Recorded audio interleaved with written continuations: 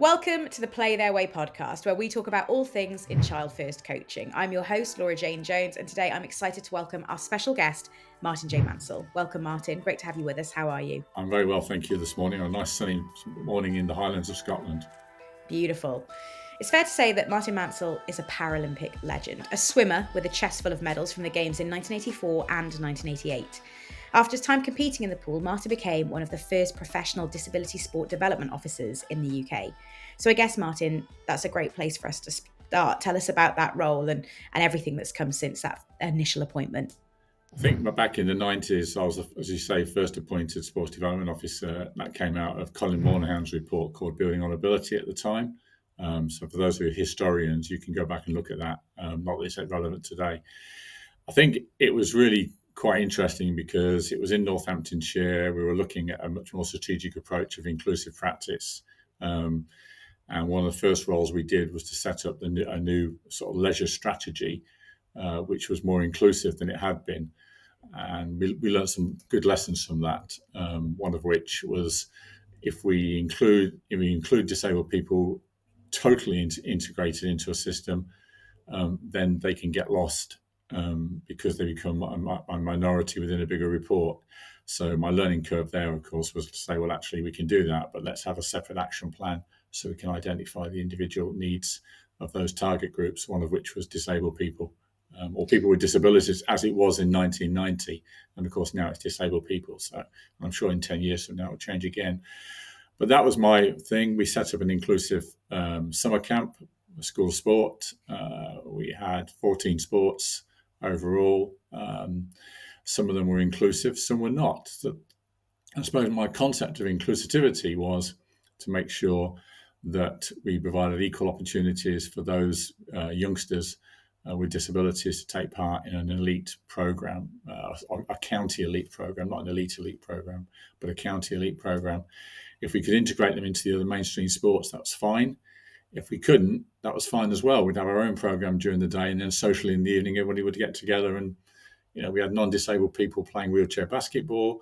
We had people in wheelchairs trying to do gymnastics and trampolining, and then we played games that wheelchair slalom that no one had ever done before, wasn't part of the sports. So we just did sports that weren't part of anybody's skill set, really, to kind of socially interact them together. So that went on for about 4 years, and then I kind of left there and went to work for Birmingham, which was obviously another different situation, completely massive authority. So yeah, a lot of learning curves, lots of opportunities, lots of new ideas came across. Great team in Northamptonshire at the time, and then you kind of build on that, I suppose. Initially, when you took on that role, you were the first of your kind, as we've already said. So what was your blueprint there? What did you lean on from your experiences, and how did you form your coaching ethos and an ethos for how that was all going to work? I suppose my basis of what I believed in was the fact that I'd come up through the sporting system of swimming primarily, and had never really been, in a disability mode, a disability sports field. I'd been in a swimming field all my life. So I suppose my philosophy was, well, if that was good enough for me, it's good enough for everybody else. And I enjoyed that. I enjoyed that kind of concept. So for me, it was looking at how do we move that sort of transition in the sort of 90s from, for want of better words, disability sport to inclusive sport, and then allow that to separate out as appropriate through competitive opportunities. So I kind of call it the dogleg scenario, I suppose, that you kind of like in using mainstream sport as your training regime and competition, and then you kind of cross over to a dogleg, which is the disability sports mode, and then carry on up the pyramid in a different format. So I was always of the belief that should be open to everybody, irrespective of their abilities. And particularly in Northamptonshire at the time, I think we ended up with 92, with I think it was 7 Paralympians out of Northamptonshire. And now I can see a legacy of that because, of course, we've got people like, we've got loads of swimmers from Northampton Swimming Club with, I can't remember, Marshall, Jackie Marshall.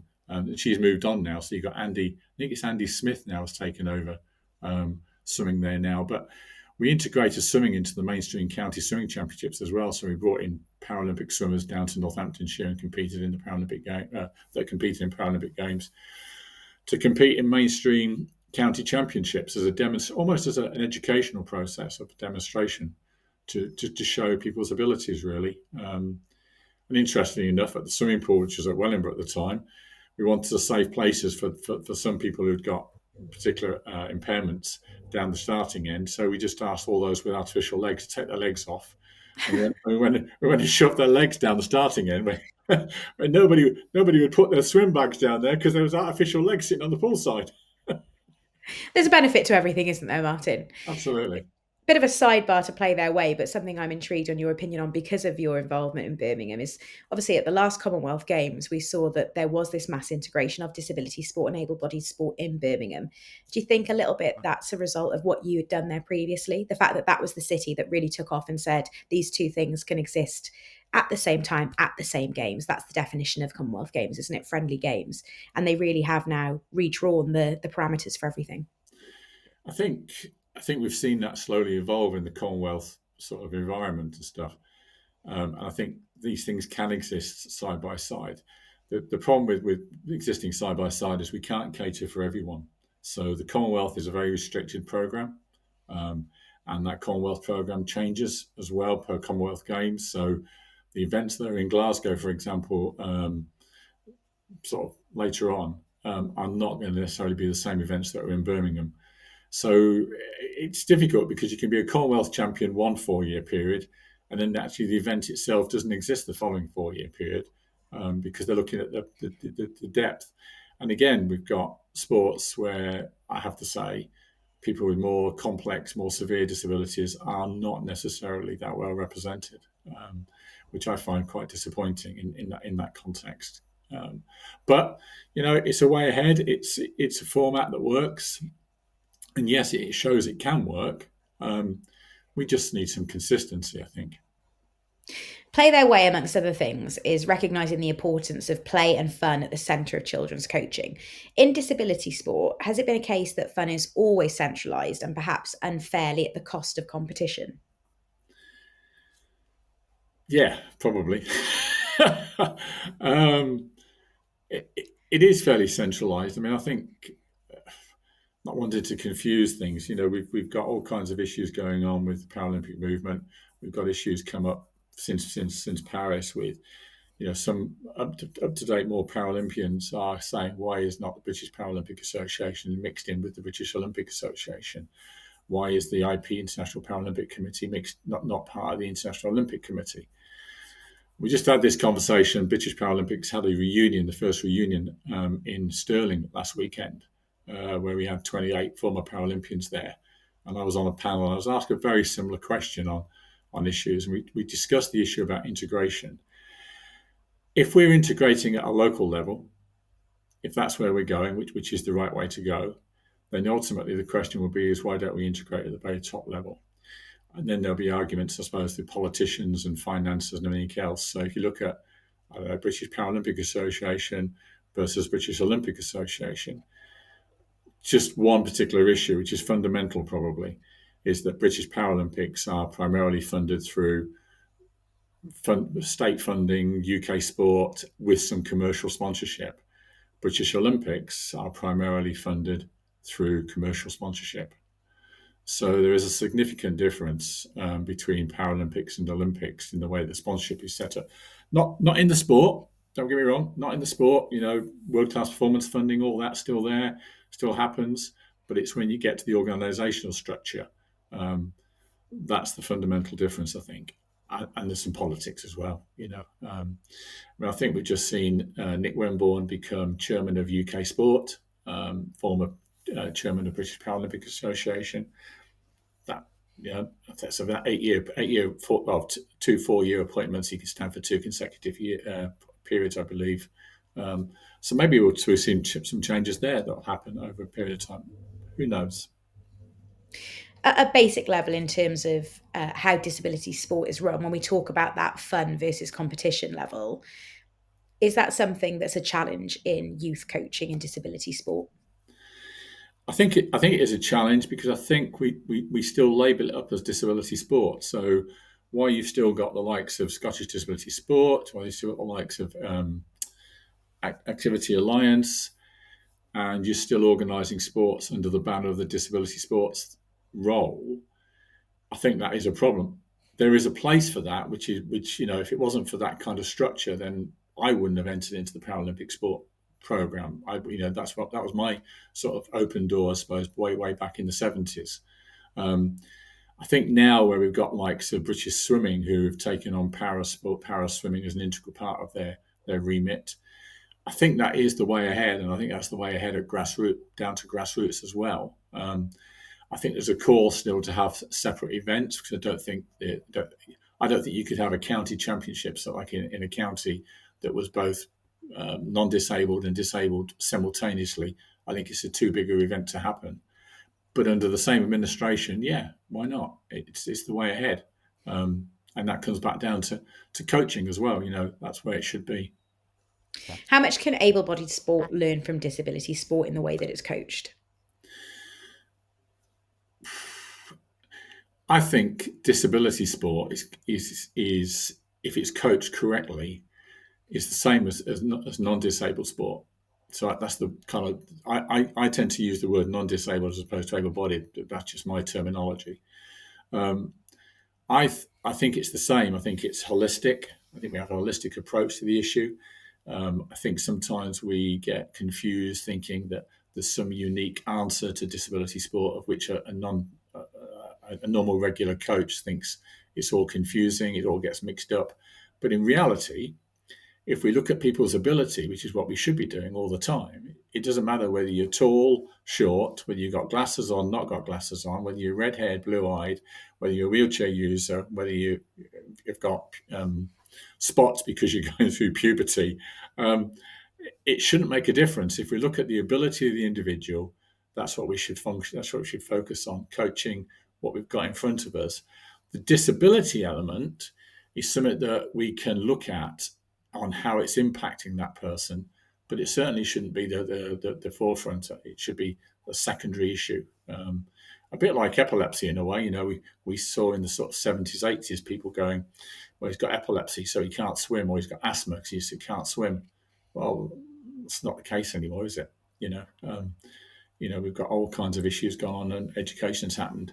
So for me, the biggest barrier sometimes, depending on the ability, is probably the physical barrier of the facilities. So that can be and that's an environmental issue which we have to address. At the heart of Play Their Way is children's self-advocacy. And I guess this kind of speaks to what you're talking about. It's about voice, choice, and journey. In disability sport for children who might oftentimes feel like they have very little choice in society, how important is it to make sure that self-advocacy is a priority for them in this space? I think it's really important. I'm literally it's really weird. I've just started mentoring a young lad up here in Murray. Obviously, can't mention his name. And his PE lessons at school were pretty abysmal, from what I understand from him and from his parents and stuff. And his exit route in his school, the teachers didn't know what exit routes there were for that individual to progress. So I'm being very blunt here, but I think the definition of his PE lesson was, here's a basketball, go and bounce that for the next 40 minutes, which would be great if they were linking him into playing basketball, but they didn't. So school didn't have an external link of how that individual could then progress into doing other sports. So, and that was a secondary level. Primary level is probably not so such a big issue, I don't think, particularly in mainstream school where there's children with disabilities in mainstream primary. I think we've still got an issue within special schools where we've got kids with disabilities, both primary and secondary, and particularly schools that maybe are through school, where we're not necessarily identifying the community exit routes. We're still sticking with the disability model. And we look at the disability sports model and say, oh, that's right for them. But we don't consider in special school, oh, there's a local gymnastics club just down the road, and there's a local swimming club or a local athletics club or a local basketball club. We special schools don't seem to gel to making links with those mainstream sporting clubs because they're in this kind of disability bubble, for want of better words. I think in mainstream, we are the other way around. I think in mainstream, we make the links with mainstream sporting clubs, but we don't necessarily include any disabled pupils that possibly are in our school as an option. Is there an issue in children's disability sport that we are making assumptions for kids all the time, especially if you've got non-disabled teachers who might not know a huge amount about disability sports? They're assuming that a child is in a wheelchair, so basketball is the avenue for them, as opposed to asking that child, what is it you'd like to do? What is it you'd like to try?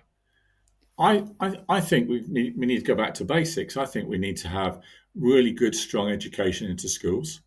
We need to be put some really heavy signposting into schools about where the opportunities lie, and then we need to put funding into organising county events or regional events.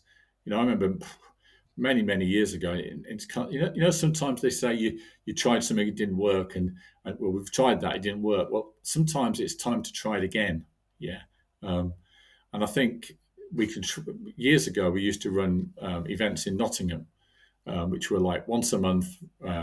Colin Rains, who's passed away now, unfortunately, he used to run at Harvey Adams Stadium. He used to run every Saturday morning. He would run, for want of better words, a disability coaching morning. Multi-sports opportunities linked into kids, and the parents knew about it. So the parents could bring that individual to that event. They could then get linked in, and then there was expertise there to signpost people down the appropriate avenue. And that could be to a mainstream swimming club. It could be to a disability sports competition or disability sports event. But you using that expertise there, who know what the avenues and the channels are, and we're signposting. So the first protocol is let's get teachers signposting, and let's get teachers signposting, but more importantly, let's get the events happening out there, and let schools know about them, and then look at how we can support those individuals to go to those events, whether that be a Saturday morning, whether it be during the week. I know there's issues there around school, but and then there's obviously after school stuff can happen as well. But I do believe that we don't do enough signposting to the appropriate expertise. Secondly, teachers tend to be very insular, and they don't necessarily have the time, and they're really busy people as well. So I'm fully aware of how busy teachers are, and it's not going to go away. There are plenty of children who are disabled in mainstream schooling environments and are accessing their sport through those mainstream areas. And when we're talking about disabled children, we're talking about children who are blind and deaf or might have limb differences and things like that. We probably as a society have moved towards this treat everybody the same and let's not treat people differently because they are different. But is there a risk that means that disabled children do fall between the cracks in these sporting environments in mainstream settings because they're not being asked what they want to do? They're not being treated any differently. I think it's about talking to the individual child and educating the person individually. And again, finding the resources and the time to do that is always a difficult one. But yeah, I think we've definitely got to mentor kids with disabilities. We've got to link in. I mean, here in Murray, they've set up a holistic mentoring scheme across the whole of the education school system. And they're identifying not just kids with disabilities, but any kids with problems dealing with school, and how key individuals can help them and support them, mentor them through the process. And kids with disabilities, physical activity, stroke sport is fundamental. One of the clear messages I'm giving to my particular individual at the moment is the skills you're about to learn are not skills that are necessarily, they're not sporting skills, they're life skills. So you can learn to transfer properly and substantially from A to B. Yeah, because actually, although that might be useful to transfer from one chair to another chair to play wheelchair basketball, it's also good to transfer from your bed into your chair in the morning, or from the sofa into your chair, or from your chair into your car. It's a life skill that will be there forever. So I think we've got to give them the life skills. We've got to mentor the life skills which are fundamental to whatever they do. and then we can start to help them, shape them, whatever they want to do in terms of physical activity. And I'm a little bit biased, I suppose, but the issue for me is definitely you've got to stay active for everyone for as long as you possibly can, particularly people with disabilities, because the less active you are, the less active you'll become. Um, and although that's easy to say, it's not necessarily that easy to do sometimes. Women, girls with disabilities, young girls or young women with disabilities, come the winter months, very difficult, very difficult. You 4 o'clock onwards, you're going out. If you're single, you're on your own. You're going out in the dark. Do you want to be coming back in the dark? I don't know. You're more vulnerable. There's issues around vulnerability. And they actually, you know what? They might not be more vulnerable, but it's how they feel. It's about their own self-confidence of dealing with that. Have they got friends they can go with? Is the club is a club a disability club, or is it a mainstream club? And have I got the same interests at heart, or have I made friends in the mainstream club that live locally to me that we can go together, putting more safety in place? So I think during the winter months, far more difficult for disabled people than non-disabled people. I think for women particularly, and for girls and women particularly, even more so. And then if we start getting into the issues around ethnicity and all that kind of stuff, we're going down a completely different kind of spiral. All those things you talk about are actual barriers to exercise, but how much is there a barrier of expectation?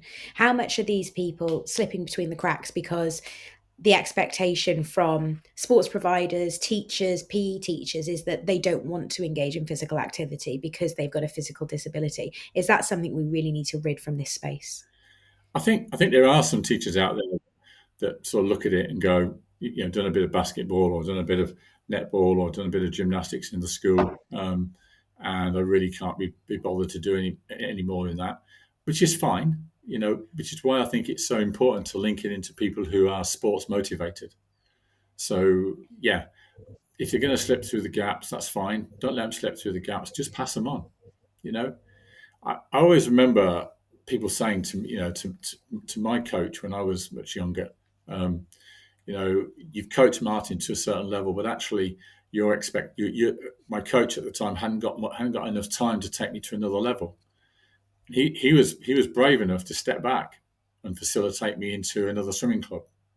So I ended up swimming for two swimming clubs because the other swimming club could give me more than I needed, yeah, or more importantly, what I needed, yeah. And he stood back. He stood back. Well, PE teachers link them to the person and stand back a little bit. Let that person evolve and develop. They'll still be your pupil. If you're proud of being a pupil, so your pupil, they're still your pupil, and actually, you're just enhancing their ability to perform better. And you never know, we might end up with one or two Paralympians. I don't know, but Is there a danger that we treat all disabled children as one great monolith? How important is it that coaches aren't putting these children into the category of disabled, but in fact, just children? I'm not sure about that, to be honest. I suppose I've not encountered that. I have to admit, I've not encountered that. But then my approach is more that kind of holistic approach. So I don't. It's more. I'm very much more the. We talk about the medical model of disability. We talk about the social model of disability. I'm not sure if I'm a medical or a social modelist, for want of better words. I think I'm just a sports modelist. Yeah. Um, so I kind of look at it and go, I'm just looking at the individual. So saying what you're describing to me would be quite horrific, I think, because it's about hanging on, and it's about going back a few steps, and maybe I don't know, maybe we're not as far thinking as I'm thinking. Maybe we still got a long way to go. I mean, I've coached a lot of individuals. I've also mentored and coached a lot of coaches, and even today, I think some of the coaches I've coached come back and say, you changed my approach, you changed my attitude towards what we're doing. And can you do it again? I'm going, no, because I'm too old. But that's setting a generation, isn't it? And you know what? those coaches will add their own individuality to that, yeah, and will allow them to develop that, and they'll come up with things that you and I have never even thought of, which may be fantastic. Your holistic approach to coaching, Martin, is one that's been formed by disability sport, but sounds like it is appropriate and able to be applied to all sports. What's got you to this point? How did you become this holistic coach? Was it because you were an athlete first, or is it something else? I think at school I was motivated. I went to a special school, so I didn't go to a mainstream school. So in my days, we're talking 70s now, I went to a special school. And in that special school, I met a teacher called Gerald Franklin. He's passed away now, so I'm sure you won't mind me mentioning his name. Um, Gerald was an inspiration. Gerald was a teacher who came to teaching late in life. He was an engineer. And his whole approach was that I'm not really interested in people sitting back on their backsides, feeling sorry for themselves. So he set up in 1972. He set up a canoeing club in a special school. We made canoes. We set up a canoe club in the swimming pool. We were fortunate to have our own swimming pool. Well, a very, very, very large hydrotherapy pool. And he fought with the head teacher to take the group of disabled kids, in inverted commas, down to Simmons Yacht to go canoeing on the rapids. I'm not quite sure what kind of risk assessment schools were doing for that those days, but we just did it. We just went off and did it. And he ran a badminton club in the evening that was linked to the mainstream badminton club in Northampton. So I suppose he was my inspiration. I suppose he inspired me to not necessarily be sporty, but just to break down the barriers. But his approach, he didn't really want to know about what people's disabilities was. He just wanted to focus on their ability, what they can do.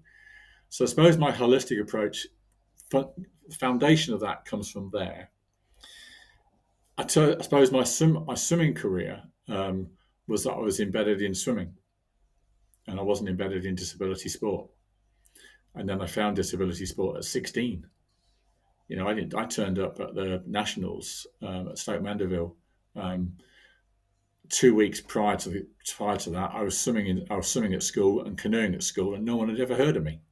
And then the guy called Doug Williamson in Nottingham got a phone call to say, we've got this guy Martin Mansell down here in Northamptonshire, and he's swimming these times. Does he, to qualify for the Nationals, does he need to go through the regionals? And when they told Doug my times, he went, no, just come and join our team, kind of thing, So I suppose for me, all my sporting life was embedded in that. My inspiration for sport with people like Jesse Owen, were people like later on life, Seb Coe, Steve Ovett, the non-disabled, for want of a better words, non-disabled people were my inspiration in life. And so when it came to Paralympic sport or disability sport, because we have to remember that Paralympic sport as a name didn't come about until 1988, really. So prior to 88, we definitely see it as disability sport, and that's the way. And I still think that's the way it should be, because I think we're losing it a little bit with the word para. We're blurring the edges slightly.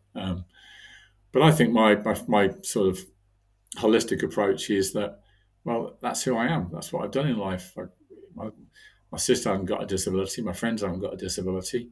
I've got a disability group around me at school, but outside of that, I've just got people that do sport. So why would that be any different when you come to coaching and teaching? It's really weird because I can't put a single thing on it that says that's why. It's just there. It's just who I am. It's just part of me. It's integrated into me. It's integral. That's the word I'm looking for. It's integral of who I am. Well, we need to work out how we're going to put a name on it, Martin, so we can bottle it and sell it, I think. Thanks so much for your time today, and thank you for listening wherever you are. If you've enjoyed the podcast today, be sure to leave us a review and share this with someone else who you think might like it too. And follow Play Their Way on social media, at Play Their Way on TikTok, X and LinkedIn, and at Play Their Way UK on Facebook and Instagram. See you soon.